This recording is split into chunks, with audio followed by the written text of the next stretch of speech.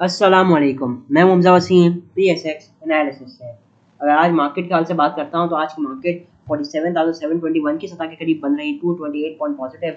जब वॉल्यूम्स की बात की जाए तो 116 मिलियन का काम किसी 100 इंडेक्स में हुआ, जबकि किसी ऑल शेयर के अंदर 233 मिलियन का काम हुआ, जिसकी वैल्यू 7 बिलियन बनती है।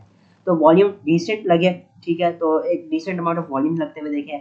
अगर आज हम मार्केट को देखते हैं तो आज मार्केट ने थोड़ा वॉलेटाइल परफॉर्म किया, स्पेशली जो सुबह का वक्त था, ओपनिंग के वक्त मार्केट ने काफ़ी वॉलेटाइल परफॉर्म किया। उसकी वजह क्या थी वो भी मैं आपको बता देता हूँ। सबसे पहला ये था कि दौरान वीकेंड एक तो न्यूज़ आई कि जो आपका पैलेस्टीन है उसने इसराइल पे हमला किया, ठीक है।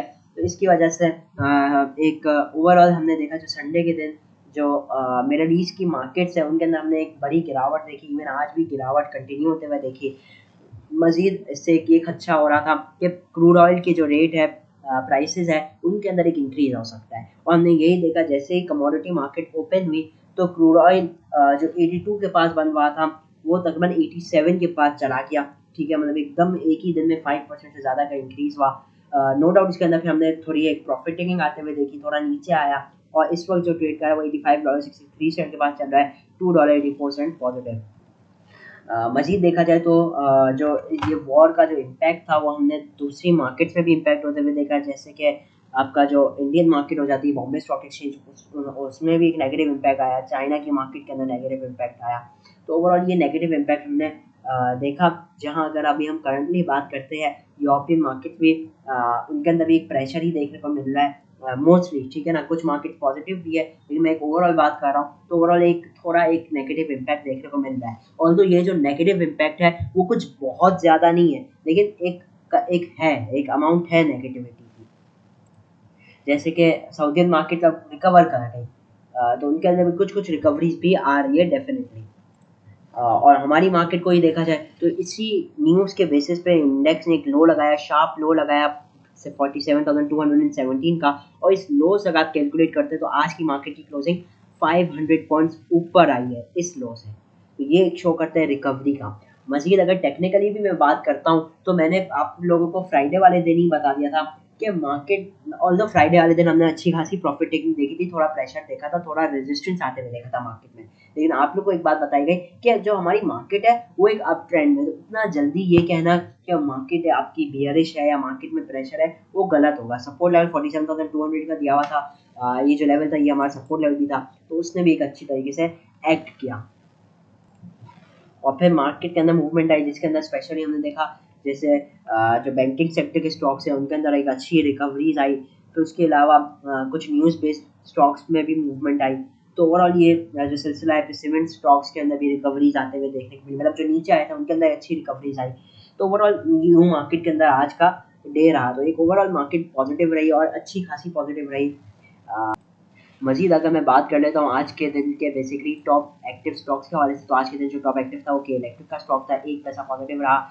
जब WTL 5 पैसे नेगेटिव, PIA 29 पैसे पॉजिटिव, जब पार्क इलेक्ट्रॉन 49 पैसे पॉजिटिव रहा, टेलीकार्ट 13 पैसे पॉजिटिव रहा। तो टॉमसीएल अपर कैप पे बन रहा है लेकिन एडजस्टमेंट के बाद तकरीबन 8 पैसे नीचे आ गया। टॉमसीएल के हवाले से न्यूज़ आई थी संडे के दिन, और इवन मटेरियल इन्फॉर्मेशन भी आज कंपनी ने शेयर की प्री ओपनिंग से, मतलब मार्केट ओपन होने से पहले। वो ये थी कि इनको जो है वो इजाज़त मिल गई है चाइना में एक्सपोर्ट करने की, और ये एक वाहिद कंपनी है जिसको इजाज़त मिली है।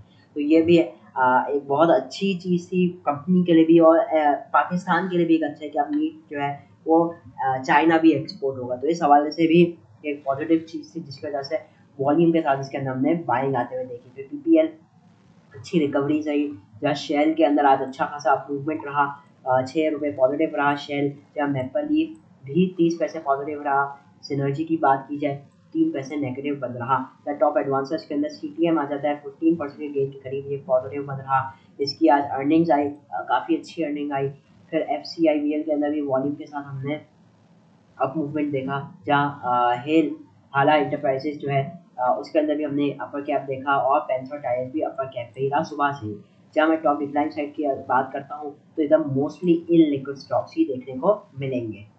जहाँ टॉप एक्टिव स्टॉक्स के हवाले से मैं बात करता हूँ तो हप्को के अंदर अच्छी एक्टिविटीज़ रही। हप्को बेसिकली मुसलसल जो है वो अप साइड पे ही है। जहाँ अगर मैं बात कर लेता हूँ 71 पॉइंट्स ने बेसिकली पॉजिटिवली कंट्रीब्यूट किया, जहाँ पे एफएफसी 52 पॉइंट, बैंक अल अभी 43 पे, यूबीएल 30, एमसीबी 23, पीपीएल हो जाता है पे, एंगो फर्टिलाइजर, एपीएल, पायोनियर, पॉल, शेल और ये ट्रांसक्रिप्ट देख सकते हैं। जहाँ बुकलाइन साइड पे HBL, Dawood Hercules, Colgate, TRG, OGDC, Systems, PSO, GHGL, FML, Mari, JDWS, INIL, ISL, Lotte chemical और कुहाट सीमेंट हो जाते हैं। तो बहरहाल ये आज की मार्केट के हाल से हो जाता है। जब अब मैं बात करता हूँ टेक्निकल हवाले से, अब हम चलते हैं टेक्निकल चार्ट्स पर, देखते हैं टेक्निकली मार्केट के अंदर आगे कैसी मूवमेंट देखने को मिल सकती है। सबसे पहले मैं आ जाऊँ KSE 100 इंडेक्स के डेली चार्ट पे। तो सबसे पहले अगर हम देखेंगे तो आज की जो कैंडल है वो इंतहाई पॉजिटिव बनी। वजह क्या है, एक तो मार्केट ने एक गैप डाउन का आगाज हुआ, ठीक है, मार्केट के अंदर गैप डाउन का आगाज हुआ, और जो प्रीवियस डे मतलब फ्राइडे का जो लो था मार्केट ने उसको भी ब्रेक किया। लेकिन मार्केट के अंदर बाइंग इतनी है कि मार्केट ने प्रीवियस डे के लो को जब ब्रेक तो किया, लेकिन रिकवरी ऐसी है कि मार्केट ने प्रीवियस डे के हाई के ऊपर क्लोजिंग दी, पिछली कैंडल को पूरी तरीके से इनगल्फ कर दिया। तो ये शो करता है बाइंग प्रेशर को। तो बहरहाल ये शो कर रहा है बाइंग को मार्केट के अंदर। तो एक अच्छी कैंडल आज रही डेली टाइम फ्रेम के ऊपर। जहाँ अगर मैं अब आवरली हिसाब से बात करता हूँ तो आपको कुछ लेवल्स दे देता हूँ मार्केट के हवाले से।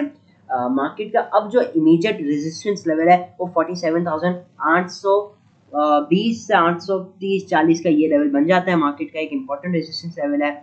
अब अगर मार्केट इस लेवल को ब्रेक करती है, ठीक है, अब ये मार्केट की पहली बात तो एक इंपॉर्टेंट लेवल है, अगर मार्केट इसको आवरली बेसिस पे ब्रेक एंड सस्टेन करती है फिर तो हम इस तेजी को कंटिन्यू होता हुआ देख सकते हैं। और जो मार्केट में इंट्राडे में टारगेट बना सकते हैं 47,950 से 48,000 का साइकोलॉजिकल लेवल हो सकता है। तो ये हो जाता है मार्केट के लिए।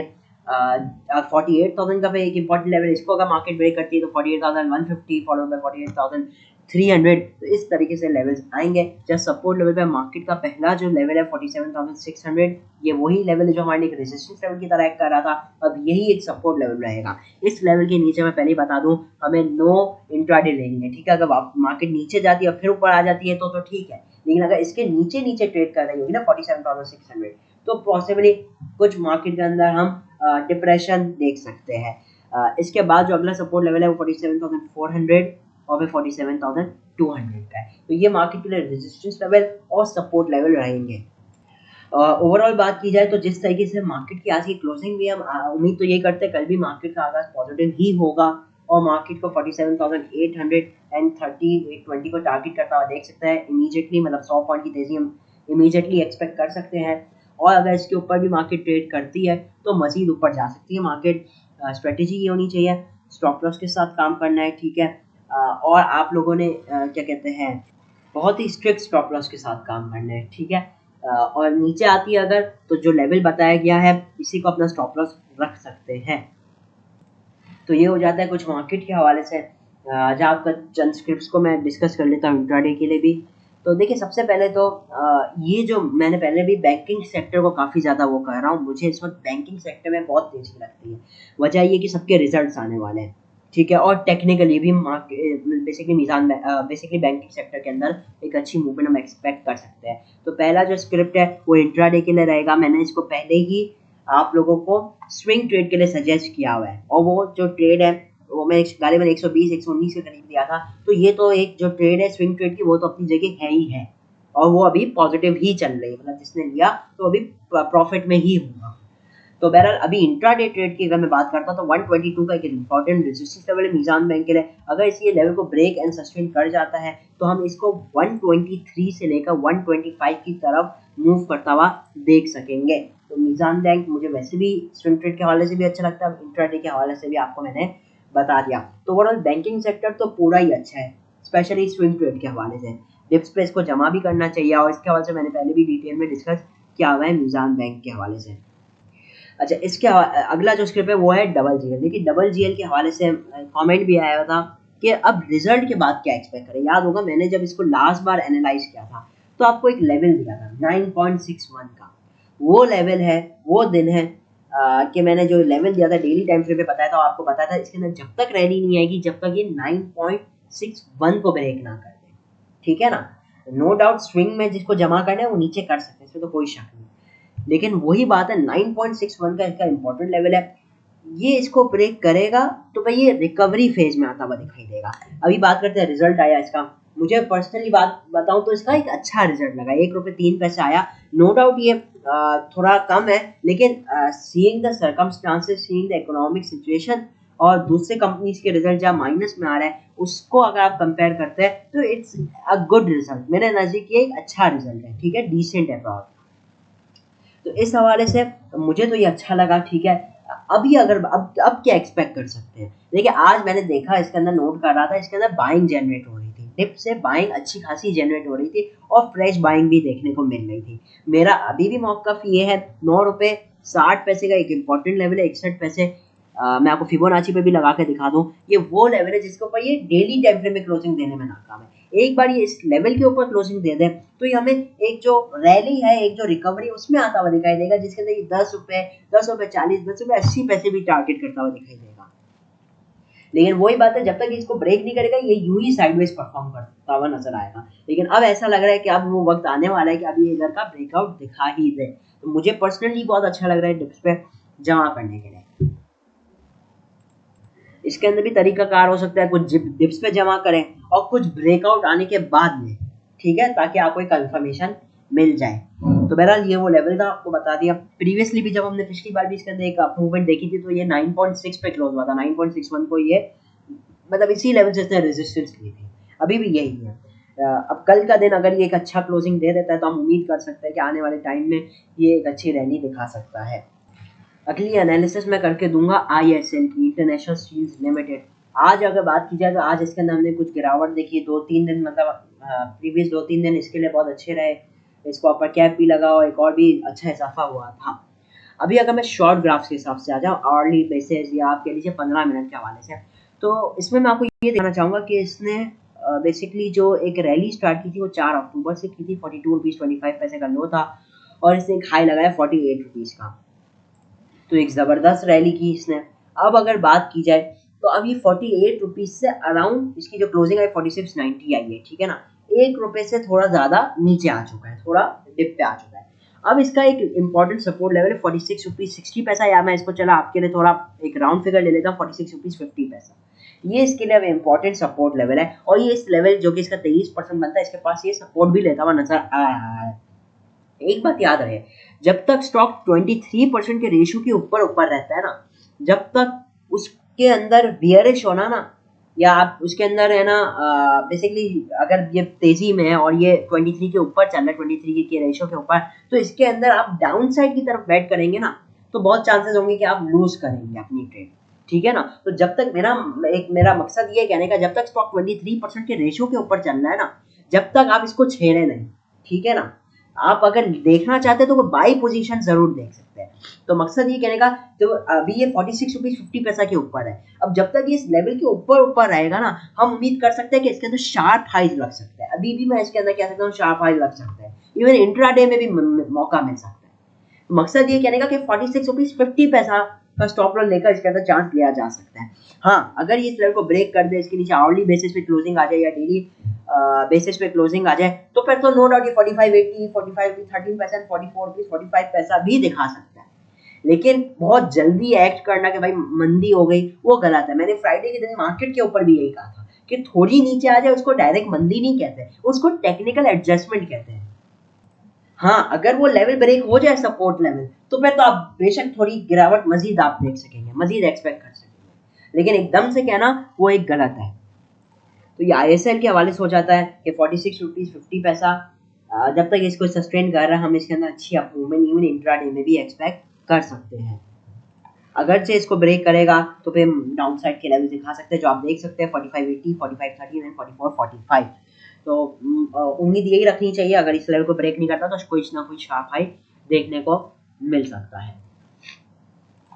तो बहरहाल मेरा ये कहने का होता है कि मैं जो छोटी छोटी बातें बताता रहता हूँ ना, अगर आप इनको नोट करेंगे ना तो आप लोगों का भी फायदा होगा। मैं अपनी अक्सर वीडियो में कोई ना कोई ऐसी पॉइंट बताता रहता हूँ, जैसे अभी बताया 23% के रेशो के हवाले से, या मैं आपको डाइवर्जेंस के हवाले से कभी बता देता हूँ। तो ये जितनी भी चीज़ें होती है ना, ये सब आपके जो ट्रेडिंग स्टाइल है उस पर इम्पैक्ट ज़रूर करती है।